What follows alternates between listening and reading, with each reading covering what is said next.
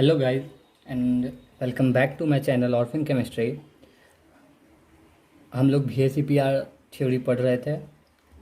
Actually हम लोग VSEPR के डेवलपमेंट पे बातें कर रहे थे और पिछले वीडियो में मैंने when central atom has no lone pair of electron पे बातें की थी।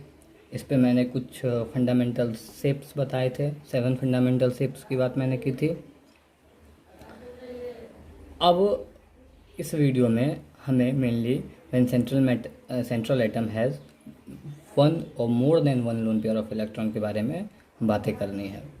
तो इससे पहले कि मैं आगे बात करूं, VSEPR के डेवलपमेंट को आगे बढ़ाऊं, ओके, उससे पहले मैं पिछले क्लास की कुछ बातों को यहाँ पे रिमाइंड करवा देना चाहता हूँ, जो कि बेसिस बनेगी आज के वीडियो को समझने के लिए। तो एक बार आइए ध्यान देते हैं कि हमने पिछले वीडियो में क्या क्या पढ़ा था। पिछले वीडियो में हमने when central atom has no lone pair of electron के बारे में पढ़ा था और इस पे मैंने 7 फंडामेंटल शेप्स की बात की थी। तो वो 7 फंडामेंटल शेप्स कौन कौन से थे? पहला था हमारा लीनियर,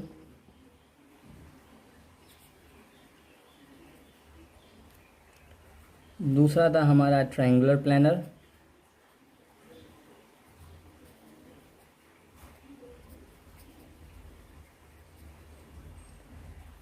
तीसरा था टेट्राहेड्रल,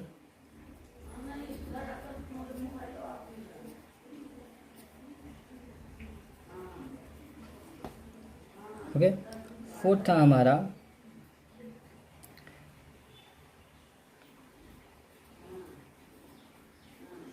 ट्राइगोनल बाइपिरामिडल, जिसे हम TBP के नाम से भी जानते हैं। फिफ्थ था हमारा ऑक्टाहेड्रल,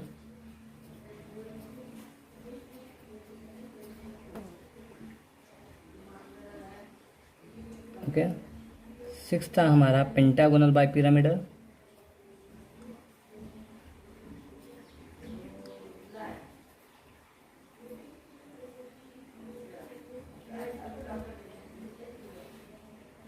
पेंटागोनल बाइपिरामिडल, और सेवेंथ था हमारा स्क्वायर एंटी प्रिज्मेटिक, ओके। इसके करस्पॉन्डिंग हमने कहा था कि जो भी मॉलिक्यूल AB2 टाइप के होंगे वो लीनियर शेप में होंगे। ट्रायंगुलर के वाले हमने कहा था ये AB3 टाइप के मॉलिक्यूल इस तरह के ज्योमेट्री में रहेंगे। टेट्राहेड्रल के लिए हमने कहा था ये AB4 होंगे, सो ये AB5 टाइप के। ऑक्टाहेड्रल AB6 टाइप का, AB7 एंड ये AB8 टाइप के मॉलिक्यूल होंगे, ओके। तो इन सब पे हमने डिटेल में चर्चा किया था, हर स्ट्रक्चर के बारे में हमने बात किया था, कुछ एग्जांपल्स को देखा था। तो आज हमें इससे आगे बढ़ना है। मैं एक और बात ऐड करूं कि यहाँ पे हमने जो भी देखा था, सेंट्रल एटम जो A है, B जो सराउंडिंग एटम है, तो सेंट्रल एटम पे कोई भी लोन पेयर ऑफ इलेक्ट्रॉन नहीं बच रहा था। तो यानी कि जो शेप हो रहा था, मैं एक शेप बना के दिखाता हूँ। लेट्स सपोज मैं AB3 मॉलिक्यूल का दिखाता हूँ, ओके। तो यहाँ हम क्या कर रहे थे, A बनाया था हमने, इसे एक ट्रायंगल में कर दिया था। तो यहाँ B और B, इसके लुईस स्ट्रक्चर से हमने समझा था ये एक इलेक्ट्रॉन शेयर, 2 इलेक्ट्रॉन शेयर किए हुए हैं, यहाँ शेयर हुआ है और यहाँ हुआ है। इसे हमने बॉन्ड पेयर का नाम दिया था, इसे हमने बॉन्ड पेयर का नाम दिया था, ठीक। या हम इसे शेयर्ड पेयर ऑफ इलेक्ट्रॉन भी कहते हैं,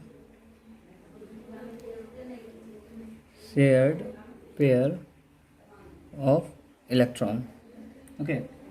तो ये जो स्ट्रक्चर बना था AB3 टाइप का, इस पे मैंने पिछले क्लास में कहा था, ये बेसिकली जो बना है, ये जो बॉन्ड पेयर है, ये जो बॉन्ड पेयर है और ये जो बॉन्ड पेयर है, ये इस तरह से अरेंज हुए हैं कि ये मिनिमम रिपल्सन फील करें, एक दूसरे से मैक्सिमम डिस्टेंस पे हो और मिनिमम रिपल्सन हो, तो ही ये स्ट्रक्चर स्टेबल होगा स्पेस में। ओके, ये मैंने कहा था। तो बेसिकली जो बात है यहाँ, ये बॉन्ड पेयर रिपल्सन की वजह से ये स्ट्रक्चर बना है। तो यहाँ से मैं ये बात कह सकता हूँ कि when there's no lone pair of electron on central atom,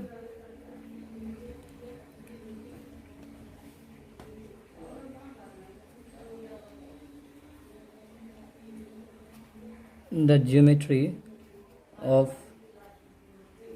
molecule in the space will be governed by, या हमें BP का मतलब बॉन्ड पेयर रिपल्सन। इस स्ट्रक्चर से ऑब्वियस है कि जो बॉन्ड पेयर का आपस का रिपल्सन है उसके वजह से ये शेप ट्रायंगुलर आ रहा है। उसी तरह आप टेट्राहेड्रल देख लो, बाइपिरामिडल देखो, आई मीन ट्राइगोनल बाइपिरामिडल देखो, ऑक्टाहेड्रल देखो, पेंटागोनल बाइपिरामिडल देखो, या जो भी शेप देख लो, जब अगर सेंट्रल एटम पे कोई इलेक्ट्रॉन नहीं है, अनसेड पेयर ऑफ इलेक्ट्रॉन और यू में से लोन पेयर ऑफ इलेक्ट्रॉन अगर नहीं है, तो जो भी हमारा शेप है, जो भी हमारी ज्योमेट्री है, वो सिर्फ और सिर्फ बॉन्ड पेयर रिपल्सन की वजह से है। ठीक है, और ये मैं एक और एग्जांपल देता हूँ, और वो एग्जांपल ही बेस बनेगा इस सेकंड केस को पढ़ने का, यानी कि when central atom has one और more than one lone pair of electron. तो अभी से यहाँ आज का वीडियो हमारा शुरू हो रहा है। अब तक जो हमने बातें की वो पिछले वीडियो का एक इन शॉर्ट बातें थी। Okay, so now let's start. मैं इसकी बात कर रहा हूँ।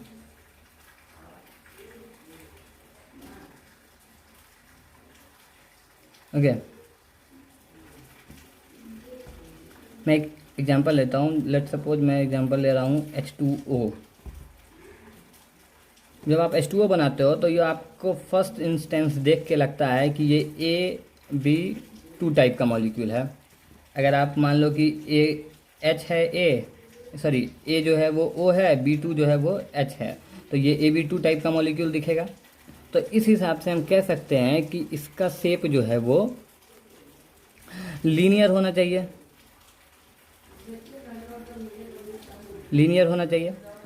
पर जो एक्सपेरिमेंट किए गए, जो स्ट्रक्चर को एक्सपेरिमेंटली डिटरमाइन किया जाता है, वो भी मेथड्स हम आगे चल के पढ़ेंगे। फिलहाल अभी हमें ये नहीं पढ़ना है। एक्सपेरिमेंटली जब इसके स्ट्रक्चर को डिटरमाइन किया गया तो देखा गया कि ये ऐसा है ही नहीं। एक्चुअली में जो ये शेप आ रहा था, अगर ये लीनियर होता तो कुछ इस तरह होता, O यहाँ, H यहाँ और H यहाँ, और ये जो बॉन्ड एंगल होता वो 180 डिग्री होता। पर ये जो बातें हैं ये एक्सपेरिमेंटली रॉन्ग प्रूफ हो गई। ये जो बातें हैं ये एक्सपेरिमेंटली गलत प्रूफ हो गई। एक्चुअली क्या मिला था हमें एक्सपेरिमेंट करने पे कि H2O का जो शेप है वो कुछ ऐसा है। O यहाँ है, H ऐसे है और H ऐसे है। ओके, यहाँ हम दो लोन पेयर ऑफ इलेक्ट्रॉन दिखाते हैं। अब आप यहाँ से देख सकते हो कि हमारे सेंट्रल एटम पे लोन पेयर ऑफ इलेक्ट्रॉन आ गया है, और आप देख सकते हो कि जो लीनियर होना चाहिए था वो ऐसा हो गया। इस शेप को बेंट शेप कहते हैं, BENT बेंट, या आप इसे भी शेप्ड के नाम से भी जानते हो, भी शेप्ड। ओके, तो अब जो आगे हमारी डिस्कशन होगी वो इसी बात पे होगी कि आखिर ये लोन पेयर से फ़र्क क्या पड़ा, इस लोन पेयर के आने से स्ट्रक्चर क्यों बदल गया। ओके, तो आइए अब हम बात शुरू करते हैं लोन पेयर ऑफ इलेक्ट्रॉन के बारे में जानने की। यहाँ हम H2O से समझते हैं इफेक्ट ऑफ लोन पेयर आखिर होता क्या है। तो पहले मैं ये बताता हूँ कि ग्लिम्प्से और नाइलॉन ने ऑब्जर्व क्या किया था, जो जो जिस बात को सिडविक और पॉवेल ने नहीं ऑब्जर्व किया। ओके, तो जब इन्होंने H2O मॉलिक्यूल देखा तो सिडविक और पॉवेल के हिसाब से तो ये लीनियर होना चाहिए था, पर ये बेंट शेप आया एक्सपेरिमेंटली। तो पहले मैं शेप बनाता हूँ, फिर बताता हूँ कि उस शेप के हिसाब से पॉसिबल बेस्ट पॉसिबल एक्सप्लेनेशन क्या उन्होंने दिया और किस तरह से उन्होंने अपनी बातों को प्रूव किया। तो आइए देखते हैं। यहाँ जो बॉन्ड एंगल है वो 104 डिग्री एंड 27 सेकेंड्स है, होना 180 डिग्री चाहिए था। अब ये ऐसे कैसे हुआ, ठीक है। तो इस शेप को आप बेंट भी कहते हो, मैं यहाँ लिख दे रहा हूँ, इसे आप बेंट कहते हो या भी शेप कहते हो। ओके, आप इसे एक और नाम से जानते हो, वो है डिस्टॉर्टेड टेट्राहेड्रल। वो कैसे है ये बात भी मैं अभी आपके सामने लाऊंगा, बस आप मेरी बात को सुनते जाओ। देखो, हुआ ये कि इन्होंने लोन पेयर के बारे में कहा, आप बात को समझो। यहाँ जो है ये जो बॉन्ड पेयर है, यहाँ 2 इलेक्ट्रॉन शेयर है, इसे हम बॉन्ड पेयर कह रहे हैं।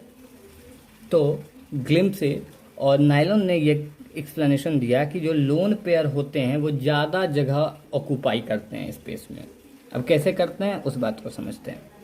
ये जो लोन पेयर ऑफ इलेक्ट्रॉन है, ये वाला इलेक्ट्रॉन की अगर मैं बात करूं तो ये इलेक्ट्रॉन इस हाइड्रोजन के न्यूक्लियस के अट्रैक्टिव फोर्स में है, ठीक। उसी तरह ये ऑक्सीजन का जो ये इलेक्ट्रॉन है जो शेयर्ड है हाइड्रोजन के साथ, तो ये वाला ऑक्सीजन के न्यूक्लियस के साथ अट्रैक्टिव फोर्स में है। उसी तरह ऑक्सीजन के इलेक्ट्रॉन को भी हाइड्रोजन का न्यूक्लियस अट्रैक्ट कर रहा है और हाइड्रोजन के इस वाले न्यूक्लियस इलेक्ट्रॉन को ऑक्सीजन का न्यूक्लियस अट्रैक्ट कर रहा है। तो ओवरऑल क्या है कि ये अपने वॉल्यूम को एक्सपेंड नहीं कर सकता है, ये इसी डायरेक्शन में इतना ही इसका चार्ज डेंसिटी रह जाएगा। मैं आपको दिखा रहा हूँ, ये जो इसका चार्ज डिस्ट्रीब्यूशन होगा वो यहाँ तक ही रह जाएगा। ओके, सिमिलरली इसका भी। पर आप अगर लोन पेयर की बात करो, मैं यहाँ एक बार फ्रेश फोटो बना देता हूँ, फ्रेश डायग्राम बना देता हूँ।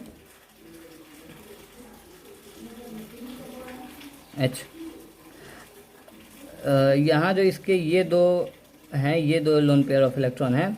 ये आप देखो, यहाँ वाले ये जो हाइड्रोजन और ऑक्सीजन के बीच जो शेयर 2 इलेक्ट्रॉन थे, वो दोनों एटम के न्यूक्लियस के साथ अट्रैक्टिव फोर्स में थे, यानी कि इस पे 2 न्यूक्लियाई फोर्स लगा रहा था, attractive force.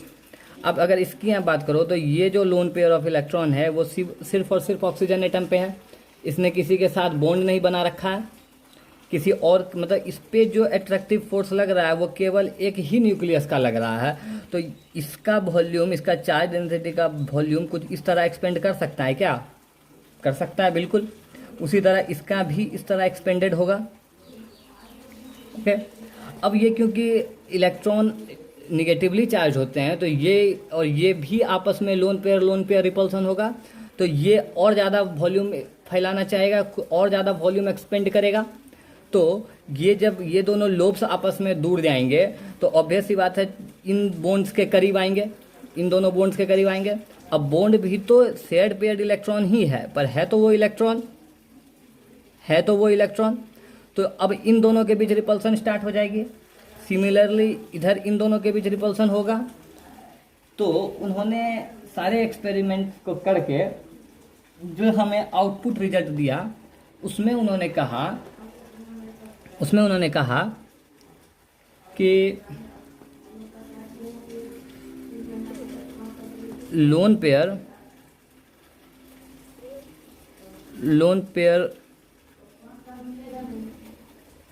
Repulsion has greater magnitude than that of bond pair repulsion। Okay, अब देखो लोन पेयर एक रिपल्स, यहाँ पे कितने तरह के रिपल्सिव फोर्स आ गए। अब मैं उसे एक बार अकाउंट करता हूँ, तो मैं लिख देता हूँ types of repulsive force operating.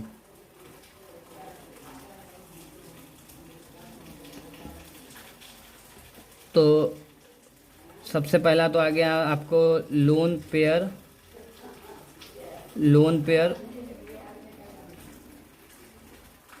Repulsion. Bond pair repulsion तो पहले से था, जिस वजह से हमने जो पहले जो शेप देखे थे, जब सेंट्रल एटम पे लोन पेयर इलेक्ट्रॉन नहीं था, तब जो शेप आ रहा था वो हमें सिर्फ बॉन्ड पेयर रिपल्सन की वजह से आ रहा था। तो दूसरा मैं यहाँ लिख देता हूँ बॉन्ड पेयर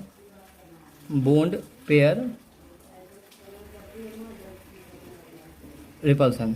ठीक, अब तीसरा क्या है, ये लोन पेयर और बॉन्ड पेयर, ये भी इलेक्ट्रॉन है, ये भी इलेक्ट्रॉन है, तो आपस में भी रिपल्सन होगा। तो तीसरा जो रिपल्सिव फोर्स होगा हमारे पास वो होगा lone pair bond pair repulsion. ठीक है,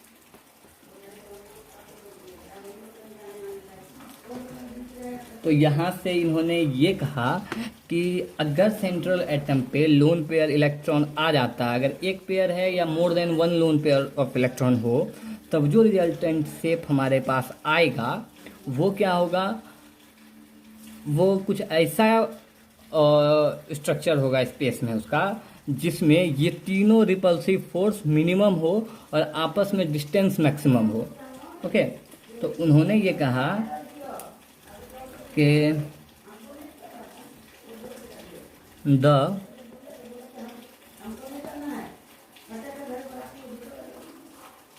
resultant shape of molecule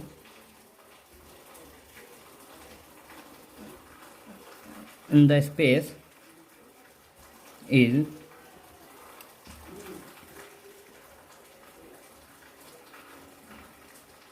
governed by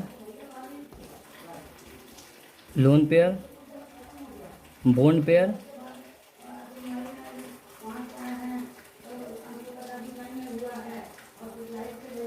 repulsion. Okay, lone pair bond pair okay, repulsion की वजह से रिजल्टेंट शेप हमें मिलेगा। इन्होंने कहा कि जो रिजल्टेंट शेप आएगा H2O मॉलिक्यूल का, वो जो होगा वो बेंट शेप का होगा, या आप भी शेप भी से कह सकते हो। ओके, और जो इसका बॉन्ड एंगल होगा वो 104 डिग्री 27 मिनट होगा। आप इसे 104.5 डिग्री भी लिख सकते हो, दोनों एक ही बात है। ठीक है, तो यहाँ से ये बात हुई। तो अब मैं बात करता हूँ, एक और एग्जांपल लेता हूँ NH3 का। वैसे तो आपको देख करके फिर लग रहा होगा कि ये AB3 टाइप मॉलिक्यूल है। ओके, AB3 टाइप मॉलिक्यूल है और इसका शेप ट्रायंगुलर प्लानर होना चाहिए, पर आप ध्यान से देखो, इसका कॉन्फ़िगरेशन को लिखो, आपको पता चलेगा कि नाइट्रोजन पर एक लोन पेयर ऑफ इलेक्ट्रॉन है, इस वजह से इसका शेप कुछ ऐसा हो जाता है।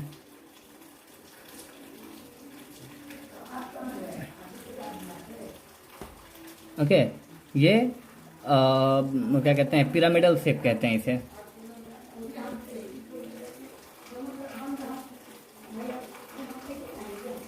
पिरामिडल शेप होता है। ओके, यहाँ जो बॉन्ड एंगल है NH3 के केस में, वो जो है 107 डिग्री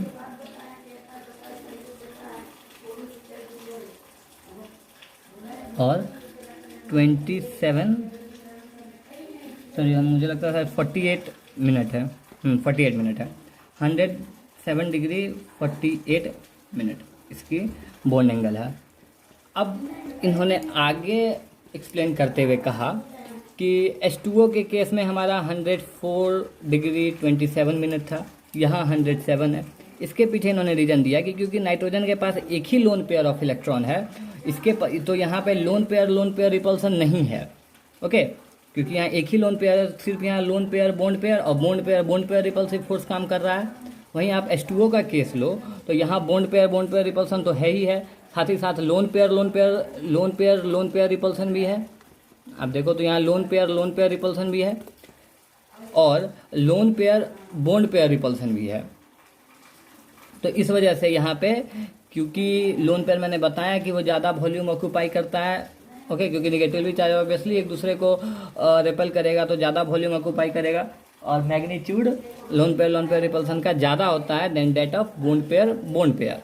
तो इस वजह से यहाँ पे ज़्यादा डिस्टॉर्शन देखने को मिला, और ये जो शेप था वो और रिड्यूस होकर के बॉन्ड एंगल 104 डिग्री 27 मिनट पे आ गया, जबकि यहाँ सिर्फ क्योंकि एक लोन पेयर ऑफ इलेक्ट्रॉन था इस वजह से बॉन्ड एंगल 107 डिग्री 48 मिनट पे रहा। और ये जो शेप है पिरामिडल कैसे है, तो आप इसे अगर ज्वाइन कराओ तो देखो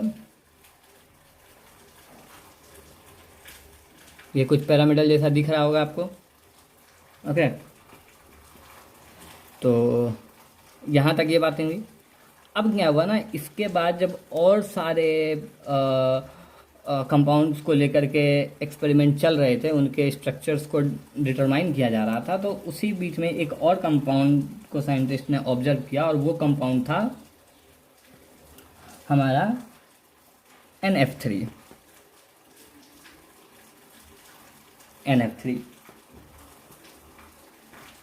तो NF3 पहले मैं बना देता हूँ। आपको लग रहा होगा NH3 के जैसा यहाँ भी एक लोन पेयर ऑफ इलेक्ट्रॉन है, तो ये भी पिरामिडल शेप का होना चाहिए, ठीक है।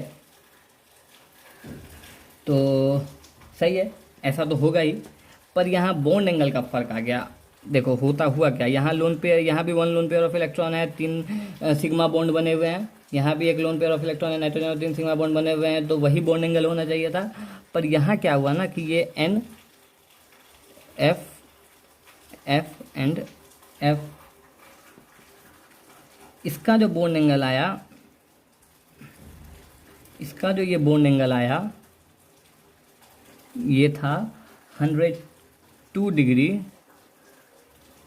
And 30 minute. अब ये चीज़ एक्सप्लेन करना और मुश्किल हो गया उस समय। यहाँ तो हमने कह दिया वाटर के केस में कि यहाँ 2 लोन पेयर ऑफ इलेक्ट्रॉन है, लोन पेयर रिपल्सन ज़्यादा होता है, इस वजह से बॉन्ड एंगल 104 डिग्री 27 मिनट है। NH3 के केस में एक ही लोन पेयर है, तो यहाँ रिपल्सन थोड़ा सा कम है, तो एंगल थोड़ा सा वाइड है, यानी कि 107 डिग्री एंड 48 मिनट है। पर यहाँ तो केस सिमिलर है, यहाँ तो नाइट्रोजन पर एक ही लोन पेयर ऑफ इलेक्ट्रॉन है और 3 सिग्मा बॉन्ड बने हुए हैं, तो यहाँ तो वही बॉन्ड एंगल आना चाहिए था 107 डिग्री एंड 48 मिनट, यहाँ 102 डिग्री एंड 30 मिनट आ गया। तो इस चीज़ को एक्सप्लेन करने के लिए उन्होंने एक टर्म को एक्सप्लेन किया कि इफ़ेक्ट ऑफ इलेक्ट्रोनिगेटिविटी। आप यहाँ अगर देखो तो नाइट्रोजन की इलेक्ट्रोनिगेटिविटी ज़्यादा है, सिमिलरली यहाँ ऑक्सीजन की इलेक्ट्रोनिगेटिविटी ज़्यादा है सेंट्रल एटम की। ओके, तो आप अगर यहाँ पे देखो तो यहाँ फ्लोरीन की इलेक्ट्रोनिगेटिविटी ज़्यादा है, ठीक है। अब जब फ्लोरीन की इलेक्ट्रोनिगेटिविटी ज़्यादा है तो इन्होंने इसको इफेक्ट ऑफ इलेक्ट्रोनिगेटिविटी के बेसिस पर एक्सप्लेन किया, जो मैं आपको अभी बताने जा रहा हूँ। इन्होंने कहा कि अगर highly electronegative atom central atom से जुड़ जाए, बॉन्ड तो सिग्मा ही बनेगा, ऑब्वियस सी बात है। जब ये हाईली इलेक्ट्रोनेगेटिव एटम जुड़ जाएगा तो हम जानते हैं इलेक्ट्रोनेगेटिव एटम होने का मतलब होता है कि वो शेयर्ड पेयर ऑफ इलेक्ट्रॉन को अपने तरफ खींचने की टेंडेंसी रखता है। तो जब ये शेयर्ड पेयर ऑफ इलेक्ट्रॉन का जो इलेक्ट्रॉन क्लाउड है, अगर ये फ्लोरीन की तरफ ज़्यादा रहेगा, उसी तरह यहाँ ज़्यादा रहेगा, उसी तरह यहाँ ज़्यादा रहेगा, ओके। तो मैं इन सारी बातों को डील करता हूँ इफेक्ट ऑफ इलेक्ट्रोनिगेटिविटी में, ओके। So let's see. हाँ, तो यहाँ आप देखो कि यहाँ एक शेयर्ड पेयर ऑफ इलेक्ट्रॉन है, यहाँ एक शेयर पेयर ऑफ इलेक्ट्रॉन है, यहाँ एक शेयर पेयर ऑफ इलेक्ट्रॉन है। जब ये हाईली इलेक्ट्रोनेगेटिव है तो इसकी टेंडेंसी होगी शेयर पेयर ऑफ इलेक्ट्रॉन को अपने तरफ खींचने की, फ्लोरीन की, चलो मैंने यहाँ दिखा दिया, ये खींच रहा है।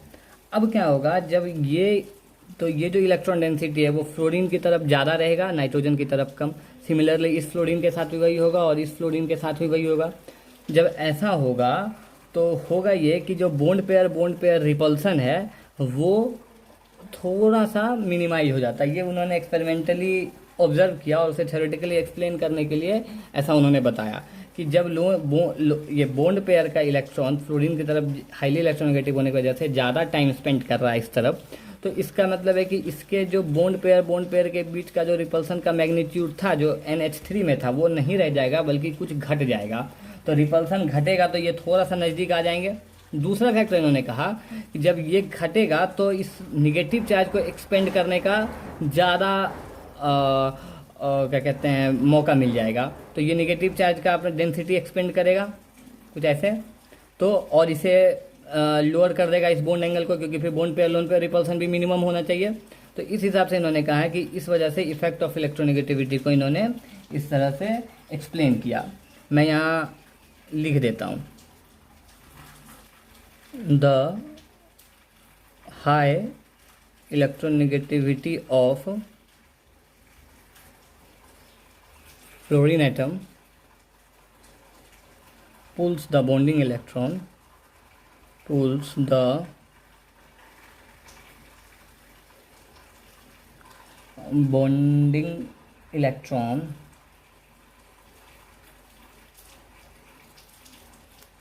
further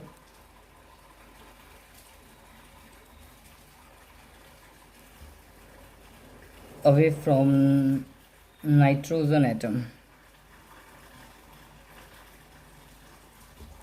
Okay, thus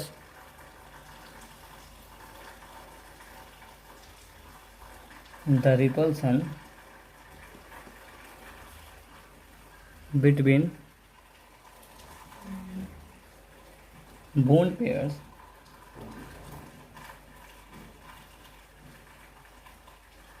becomes less.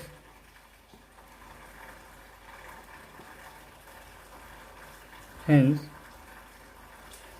the lone pair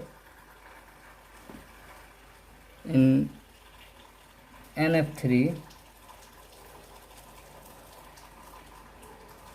causes a greater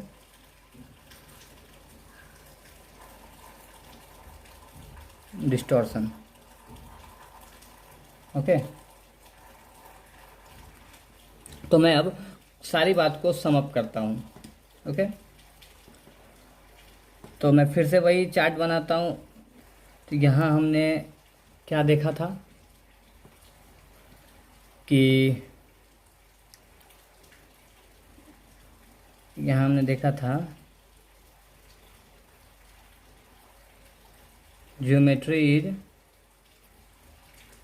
due to is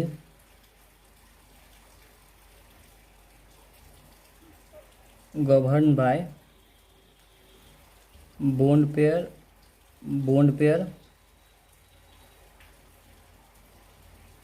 repulsion only. Okay,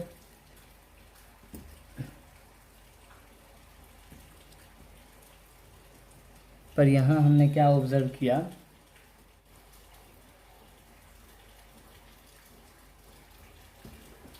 geometry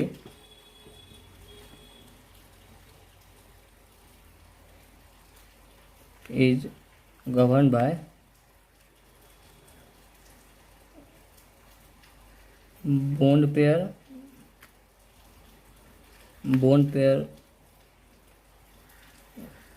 repulsion as well as lone pair and bond pair repulsion. एक और बात हमने क्या ऑब्जर्व किया, bond angle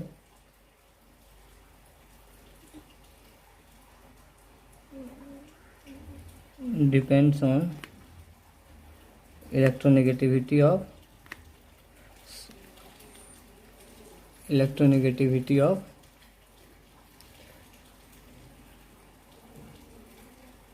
surrounding atoms.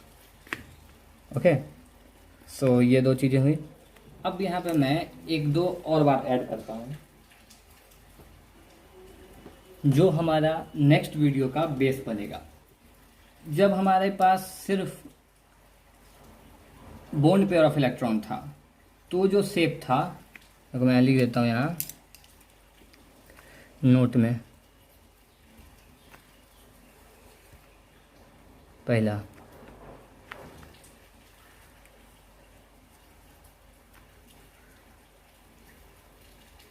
when we have only bond pair of electrons, then geometry and shape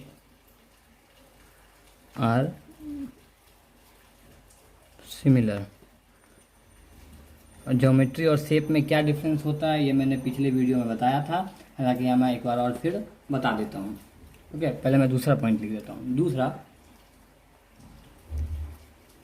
when lone pair of electron are present eight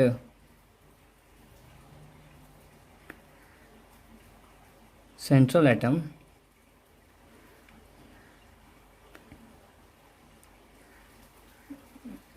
then geometry and shape of the molecule are not same। देखो,